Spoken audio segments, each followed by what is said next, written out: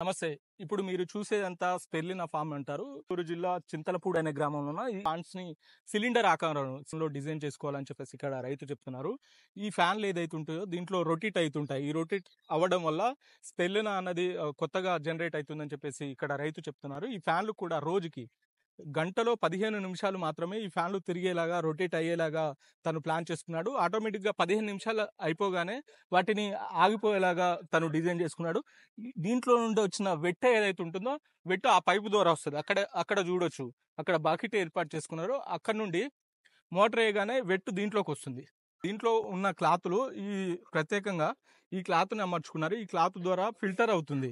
ఈ వెట్ ఏదైతే ఉంటుందో స్పెర్లినా మెచ్యూర్ అయిన స్పెర్లినా మాత్రమే దీంట్లో ఉంటుంది. మెచ్యూర్ కాని స్పెర్లినా ఆటోమేటిక్‌గా ఫిల్టర్ అయ్యి మళ్ళీ యాజ్ ఇట్ ఈస్‌గా ఆ పాండ్స్‌లోకి వెళ్ళిపోతుంది. అవుట్‌పుట్ ఇలా వస్తుంది. ఇది యాన్యువల్స్ అంటే ఎక్కువ ఆక్వా ఫామ్‌లలో దీన్ని వాడుతూ ఉంటారని చెప్పేసి ఇక్కడ రైతు చెప్తున్నారు. ఒక అమెరికా, జపాన్ ఏదైతే ఉంటుందో జపాన్‌లో దీన్ని ఎక్కువ సాగు చేస్తారని చెప్పేసి ఇక్కడ రైతులు చెప్తున్నారు. యువకులు ఎవరైనా ఈ రంగంలోకి వచ్చి ఈ సాగు చేసుకుంటే ఎక్కువ ఆదాయాలు పొందొచ్చు అని చెప్పేసి చెప్తున్న పరిస్థితి కనబడుతుంది.